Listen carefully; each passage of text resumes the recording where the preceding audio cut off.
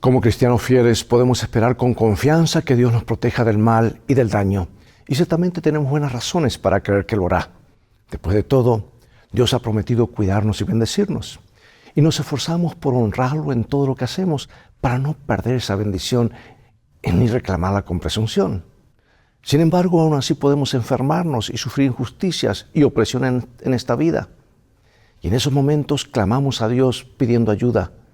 No somos los únicos en nuestras súplicas a Dios durante los momentos difíciles de la vida, porque la Biblia está llena de hombres y mujeres que sufrieron y clamaron por ayuda. Y el libro de Salmos está repleto de las súplicas de personas piadosas que claman a Dios para que los libre del mal. El libro de Job, por ejemplo, en particular ilustra este fenómeno. Job es un hombre piadoso y sin embargo, a pesar de toda su fidelidad, sufre muchas tribulaciones y aflicciones. Job no comprende la razón del sufrimiento y angustiado clama a Dios ante lo que parece ser una gran injusticia. El caso de Job merece nuestra atención precisamente por esa razón, porque Job experimenta la gracia de Dios a través de los extremos opuestos de la felicidad y el dolor. Y dentro de los límites de estos dos extremos que delimitan su difícil conflicto, Job aprende a tener esperanza. Exploraremos más en unos minutos al continuar con este tema.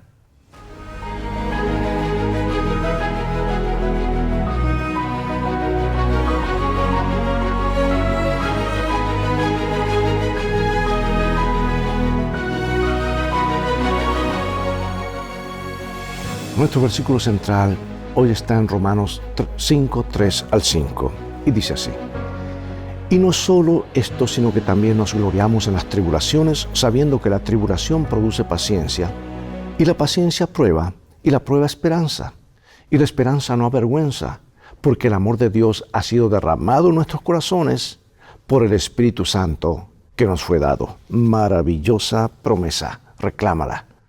Son cheques en blanco firmados por Dios. Ve y cóbralos porque están respaldados por el Banco del Cielo. Cierta jovencita caminaba hacia su casa al atardecer cuando se desató una fuerte tormenta. Aceleró el paso, pues aún le quedaba camino por recorrer. Una gota de lluvia cayó sobre su mejilla, luego otra, y antes de que se diera cuenta estaba empapada. Y comenzó entonces a correr hasta que llegó a su casa y abrió súbitamente la puerta. Y su padre se apresuró a cubrirla con una manta. Mientras lo hacía le dijo: te vi por la ventana cuando comenzaba a llover. ¿Por qué con cada relámpago dejabas de correr, mirabas hacia arriba y sonreías?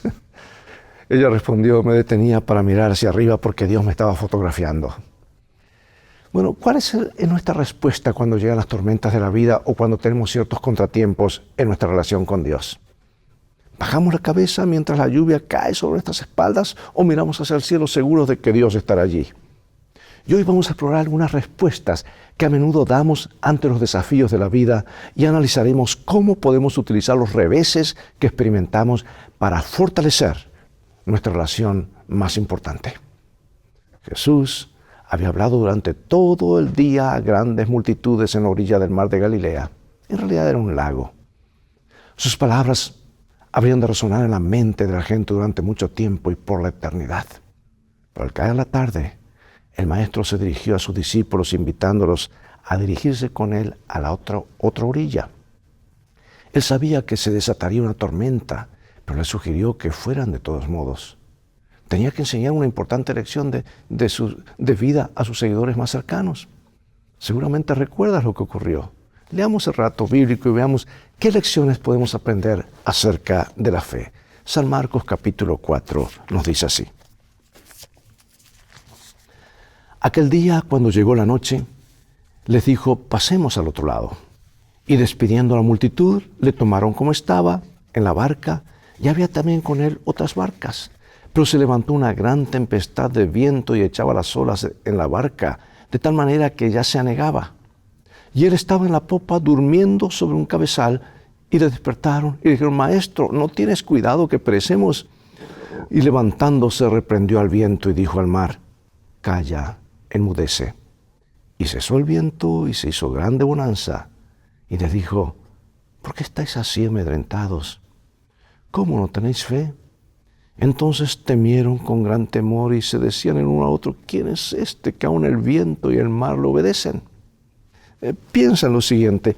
Allí está Jesús, quedó dormido en un rincón del bote, posiblemente en la popa, donde estaba el único cojín que servía de asiento para quien dirigiera navegación hasta llegar a destino. No todos los discípulos eran nuevos en la navegación. Pedro, Santiago y Juan eran pescadores experimentados. Conocían el mar de Galilea como la palma de sus manos y habían sabido cómo lidiar con una tormenta. Y este es el único relato de los evangelios que presenta a Jesús durmiendo. Durante una de las peores tormentas de sus vidas, cuando los discípulos estaban aterrorizados y pensaban que morirían, Jesús dormía. Y el clamor de los discípulos en el clímax de la crisis fue: ¿no te importa? Cuestionaban el carácter de Jesús y su amor por ellos. Oh, amados, con cuánta frecuencia esta es también nuestra respuesta cuando afrontamos dificultades. Señor, ¿no ves lo que me pasa? ¿Por qué a mí? Es en medio de la desesperanza, el dolor o la pérdida cuando cuestionamos el amor de Dios o dudamos de su cuidado. Suponemos que Él debería actuar de una determinada manera desde nuestra perspectiva humana. Pero como ocurrió a los discípulos en las tormentas de la vida, donde Dios puede obrar los mayores milagros. Acuérdate que los problemas son la oportunidad de Dios, son el material del cual están hechos los milagros. Dios siempre es fiel, incluso cuando su aparente inacción no tiene sentido para nosotros. Él está a nuestro lado en medio de nuestras tormentas y a diferencia de nosotros puede calmarlas. Eso hace la diferencia.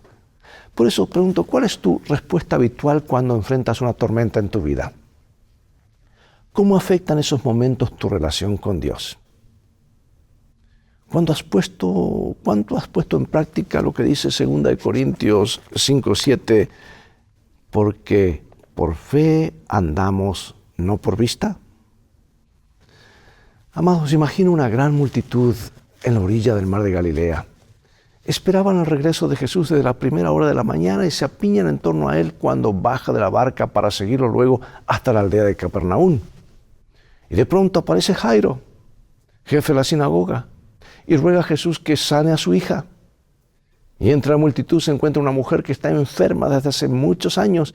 Había gastado todo su dinero en médicos, pero le iba peor. Había oído hablar de este gran hombre de Galilea y con esperanza en el corazón reúne las pocas fuerzas que le quedaban para salir de su casa aquella mañana y unirse a la multitud. Y a medida que se acercaba a Jesús, la presión del gentío le resultaba asfixiante. Y entonces, entre empujones, lo ve y dice para sí: si tan solo tocara su manto, quedaré sana. ¿Y qué sucedió? ¿Y qué podemos aprender de ello? Marcos 5. Pasando otra vez Jesús en una barca a la otra orilla, se reunió alrededor de él una gran multitud y él estaba junto al mar. Y vino uno de los principales de la sinagoga llamado Jairo. Y luego que lo vio, se postró a sus pies y le rogaba mucho, diciendo: mi hija está agonizando, ven y pon las manos sobre ella para que sea salva y vivirá. Fue pues con él, y le seguía una gran multitud y le apretaban. Pero una mujer que desde hacía 12 años padecía de flujo de sangre y había sufrido mucho de muchos médicos y gastado todo lo que tenía y nada había aprovechado, antes le iba peor. Cuando oyó hablar de Jesús, vino por detrás entre la multitud y tocó su manto, porque decía: si tocare tan solamente su manto, seré salva. Y enseguida la fuente de su sangre se secó y sintió en el cuerpo que estaba sana de aquel azote. Y luego Jesús, conociendo en sí mismo el poder que había salido de él, volviéndose a la multitud, dijo: ¿quién ha tocado mis vestidos? Sus discípulos dijeron: ves que la multitud te aprieta y dices: ¿quién me ha tocado? Pero él miraba alrededor para ver quién había hecho esto. Entonces la mujer, temiendo y temblando, sabiendo que lo que en ella había sido hecho, vino y se postró delante de él y le dijo toda la verdad. Y él le dijo: hija, tu fe te ha hecho salva. Ve en paz y queda sana de tu azote. Amados, este incidente muestra el cuidado y la compasión de Jesús por los enfermos, los que están solos y quienes normalmente pasan inadvertidos en la multitud. Aquel día muchos se acercaron a Jesús mientras iban a la deriva con la multitud, pero solo una persona se acercó al Maestro para recibir la bendición que tanto necesitaba. Sin embargo, no fue su toque lo que le permitió recuperar la salud, sino su fe. Mira lo que comenta Elena de White en Deseado de todas las gentes, lo siguiente. El Salvador podía distinguir el toque de la fe del contacto casual de la muchedumbre desprevenida. Amados, el manto de Jesús no tenía ningún poder especial, sino que fue la fe de la mujer y su decisión de acercarse a Él lo que la curó. Y en medio de su sufrimiento y angustia, aquella frágil mujer pudo haber permanecido en su lecho aquel día, pero buscó deliberada y esperanzadamente a Jesús para ser sanada. No le bastó con verlo de lejos, sino que se acercó a Él. Y Jesús nos invita a hacer lo mismo hoy. ¿Recuerdas lo que dice? Vengan a mí todos los que están fatigados y agobiados. Yo les daré descanso. Lleven mi yugo sobre ustedes y aprendan de mí, que soy manso y humilde de corazón, y hallarán descanso para su alma. Ahora, ¿cómo demostró esta mujer tan necesitada la veracidad de lo que dice las Escrituras en Romanos capítulo 5, versículos 3 al 5 que leímos al comienzo? Y no solo esto, sino que también nos gloriamos en las tribulaciones, sabiendo que la tribulación produce paciencia. Y la paciencia prueba, y la prueba esperanza, y la esperanza no avergüenza, porque el amor de Dios ha sido derramado en nuestros corazones por el Espíritu Santo que nos fue dado. La pregunta es, ¿puede esto ocurrir en tu vida y en mi vida? Claro que sí. Cuando pensamos en personajes bíblicos que experimentaron reveses, tenemos el caso de Job, que quizás es la primera persona que nos viene a nuestra mente. Porque no solo perdió sus posesiones, sino también a sus hijos, su salud. Su mujer incluso lo instó a maldecir a Dios y morir. Y después de algún tiempo, 3 amigos vinieron a visitarlo y se sentaron junto a él. Quedaron tan sorprendidos por su aspecto que permanecieron en silencio durante 7 días. Y cuando finalmente hablaron, intentaron explicar humanamente la desgracia de Job, pero aumentaron así involuntariamente su sufrimiento. Y 3 de sus amigos lo culparon diciendo que tenía algún pecado oculto del que debía arrepentirse. Llegaron incluso a decirle, tal es la morada del impío, el lugar del que no conoce a Dios. ¿Y cómo respondió Job? Escucha a alguien que responde con fe, aunque no entiende los problemas y la causa. ¿Quién diese ahora que mis palabras fuesen escritas? ¿Quién diese que se escribiese en un libro que con cincel de hierro y con plomo fuesen esculpidas en piedra para siempre? Yo sé que mi Redentor vive, y al fin se levantará sobre el polvo, y después de deshecha esta mi piel, en mi carne he de ver a Dios, al cual veré por mí mismo, y mis ojos lo verán, y no otro. Y aunque mi corazón desfallece dentro de mí, he aquí yo iré al oriente, y no lo hallaré, y al occidente, y no lo percibiré. Si muestra su poder al norte, yo no lo veré. Al sur se esconderá y no lo veré. Mas Él conoce mi camino. Me probará y saldré como oro. Mis pies han seguido sus pisadas. Guardaré su camino y no me aparté. Del mandamiento de sus labios nunca me separé. Guardé las palabras de su boca más que mi comida. Tremendas palabras de fe, porque conocía quién era Dios. Y a pesar de las trágicas circunstancias en las que estaba inmerso y que él no comprendía, Job permaneció fiel y se mantuvo firme. No culpó a Dios ni lo maldijo. Por el contrario, cuando fue tentado a culpar a Dios, declaró, desnudo salí del vientre de mi madre y desnudo me iré allí. El Señor dio y Él quitó, bendito sea su nombre. Amados, nosotros también vivimos en medio de esta misma batalla. Y Satanás nos aflige con dolor, sufrimiento, pérdidas, dificultades como parte de su plan para distorsionar la imagen que tenemos de un Dios amoroso. Y es en esos momentos que podemos responder de 2 maneras. Culpar a Dios, rechazarlo y aferrarnos a Él con todas nuestras fuerzas. Aunque la batalla arrecia a nuestro alrededor, debemos recordar que a la luz de la eternidad, nuestros problemas no son más que pruebas temporales. Hay muchas cosas que no vemos aquí y ahora, y uno de los grandes desafíos para un creyente es confiar en Dios incluso en los momentos más oscuros. Dios nos ha revelado de muchas maneras la realidad de su amor, y debemos aferrarnos a esta verdad crucial, incluso cuando no la percibamos. Si estás pasando por un momento difícil, acude a Dios, acude con fe. Él no te dejará solo, te dará esperanza. Veamos lo que ocurrió en el camino a Emaús. Habían sido semanas muy duras para los dos discípulos, quienes repasaban mentalmente algunos de los acontecimientos vividos, mientras el cielo vespertino se teñía de negro. La entrada triunfal de Jerusalén, la limpieza del templo, la Pascua en el aposento alto, las oraciones de Jesús en el Getsemaní, la horrible traición de Judas, el juicio, las burlas, los golpes, el cuerpo magullado de Jesús pendiendo de la cruz y sus últimas palabras antes de exhalar su último aliento, la rotura del velo del templo, la resurrección de algunas personas, la delicada maniobra para retirar el cuerpo de Jesús de la cruz y su colocación en el sepulcro antes del sábado, y la confusión, el desaliento y los interrogantes de los desconcertados y descorazonados discípulos. ¿Cómo se habían equivocado tanto? Los seguidores de Jesús estaban decepcionados, pensando que todo estaba arruinado, desanimados y confundidos. Aquel fue sin duda el mayor revés en su vida. No percibían que aquello era solo un episodio de la mayor historia de todos los tiempos. Porque mientras dos de ellos se dirigían a Emaús, Jesús apareció y caminó con ellos.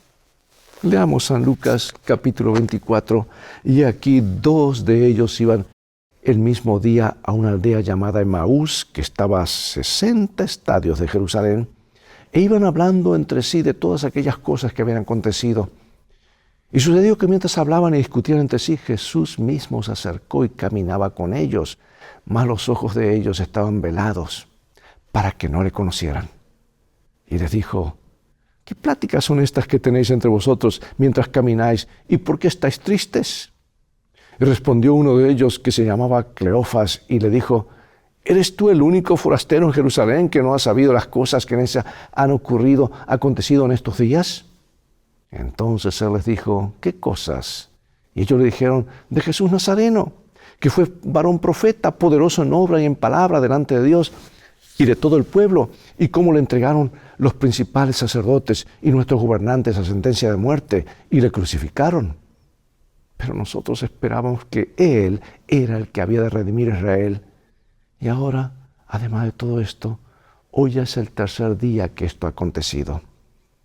Aunque también nos han asombrado unas mujeres entre nosotros, las que antes del día fueron al sepulcro y como no lo hallaron su cuerpo, vinieron diciendo que también habían visto visión de ángeles y quienes dijeron que Él vive. Y fueron algunos de los nuestros al sepulcro y hallaron así como las mujeres habían dicho, pero a Él no le vieron. Entonces Él les dijo: oh insensatos y tardos de corazón, para creer todo lo que los profetas han dicho. ¿No era necesario que el Cristo padeciera estas cosas y que entrara en su gloria? Y comenzando desde Moisés y siguiendo por todos los profetas, les declaraba en todas las Escrituras lo que de Él decían. Piensa en las dos perspectivas diferentes, las de los dos seguidores y las de Jesús. Cuando los ojos de su entendimiento fueron abiertos, los dos discípulos corrieron rumbo a Jerusalén para contar a los demás lo que había sucedido en el camino. Y cuando Jesús llegó y se puso en medio de esto, se aterrorizaron. Nota las preguntas que hizo. ¿Por qué estáis turbados? Y suben esos pensamientos a vuestros corazones. Este es también el mensaje de Jesús para nosotros hoy. Olvidamos con frecuencia que Jesús camina a nuestro lado, en nuestros valles sombríos. Y demasiado a menudo no lo reconocemos y perdemos de vista que hay mucho más en la historia. Y nos sentimos turbados y permitimos que las dudas surjan en nuestros corazones sin recordar que nuestra vida está segura en las manos de Jesús. Pensamos que sabemos mejor que Jesús que está sucediendo realmente lo que está sucediendo en nuestra vida. Yo pregunto, amado y amada, ¿has deseado alguna vez ver a Jesús cuando estabas desanimado? He aquí, escucha esta experiencia, la experiencia de alguien que tuvo este privilegio. Y esto está en el libro Primeros Escritos. Y ella cuenta lo siguiente. Me veía estando sentada en abyecta desesperación, con mi rostro entre mis manos, reflexionando así: si Jesús estuviese en la tierra, iría a Él, me postraría a sus pies y le contaría todos mis sufrimientos. No me rechazaría, tendría misericordia de mí, y yo lo amaría y lo serviría por siempre. Y en ese momento se abrió la puerta y entró un personaje de forma y aspecto hermosos. Me miró con compasión y me dijo: ¿deseas ver a Jesús? Él está aquí y puedes verlo si deseas hacerlo. Toma todo lo que posees y sígueme. Oí eso con gozo indecible y alegremente recogí mis escasas posesiones, cada baratija atesorada, y seguí a mi guía. Me condujo a una escalera empinada y aparentemente frágil. Y cuando comencé a subir los peldaños, él me advirtió que me mantuviera mis ojos fijos arriba, no sea que me mareara y cayera.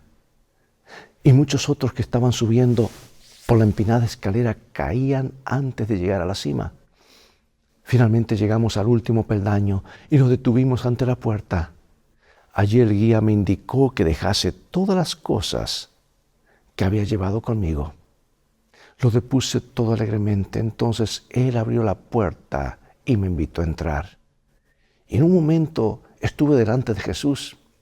No podía equivocarme con respecto a ese bello rostro. Y esa experiencia de benevolencia y majestad no podía pertenecer a otro. Mientras su fija mirada se posaba sobre mí, supe de inmediato que estaba familiarizado con todas las vicisitudes de mi vida y todos mis íntimos pensamientos y sentimientos. Traté de protegerme de su mirada fija, sintiéndome incapaz de soportar sus ojos escrutadores, pero él se me acercó con una sonrisa y posando su mano sobre mi cabeza dijo: no temas. El sonido de su dulce voz estremeció mi corazón con una felicidad que nunca antes había experimentado. Estaba yo demasiado gozosa para pronunciar una palabra, pero abrumada de felicidad inefable, caí postrada a sus pies. Y mientras yacía allí indefensa, pasaron ante mí escenas de gloria y belleza y me pareció haber alcanzado la seguridad y la paz del cielo. Por último, recobradas las fuerzas, me levanté. Todavía estaban sobre mí los amorosos ojos de Jesús, cuya sonrisa llenaba de alegría mi alma. Su presencia me llenaba de santa reverencia y un amor inexpresable. Ese sueño me dio esperanza y fe, y en mi alma sumida en la ignorancia comenzó a amanecer la belleza y la simplicidad de confiar en Dios. Amados, en medio de los reveses de la vida, debemos centrarnos en Jesús y en lo que Él nos revela acerca de cuánto nos ama Dios. Y ahora, para concluir, algunas preguntas. ¿Confías en que Dios sigue siendo soberano y dirigiendo tu vida a pesar de las dificultades? ¿Te mantienes anclado en la palabra de Dios cada día? Si tu fe es débil, dile a Dios en oración: creo, ayuda a mi poca fe, ayuda a mi incredulidad. Rodéate de personas que puedan animarte en lugar de desanimarte. El mundo no siempre se preocupa por los débiles, ignorantes, heridos y quebrantados. El mensaje divino: cuando eres débil, yo soy fuerte, puede transformar radicalmente la vida de las personas. Piensa en alguien a quien podrías animar hoy con este mensaje. En conclusión, amados, vivimos en un mundo pecaminoso y lleno de sufrimiento y no compatible con la vida cristiana, y cada uno de nosotros se enfrenta en algún momento dificultades que pueden hacernos cuestionar el amor de Dios. Y la manera en que diversos personajes bíblicos respondieron a los reveses de la vida puede ayudarnos en momentos difíciles a fortalecer nuestra relación con Dios, quien no cambia y cuyo amor permanece constante. Oremos. Padre Celestial, gracias porque no estamos solos. Ayúdanos a avanzar por fe, a mirar el gran cuadro, no solamente nuestros problemas, porque tú los permites y a veces los problemas llegan a ser motivo de la mayor bendición, porque para ti no hay nada imposible. Tú puedes transformar aún los fracasos en los mayores triunfos. Gracias por escucharnos. Aumenta nuestra fe En el nombre de Jesús oramos. Amén. Bien, amados, es todo el tiempo que tenemos por hoy. Llegó el momento de despedirnos. Será hasta el próximo programa de la serie Lecciones de Vida. Invita a otros a sintonizar este canal y transfórmate tú mismo en un canal de bendiciones. Dios te bendiga y recuerda, tú vales mucho para Jesús. Él te ama más de lo que puedes imaginar. Y en el viaje de la vida las cosas van a terminar bien si haces de la Biblia tu GPS y a Jesús como tu guía. Maranatá. Dios te bendiga.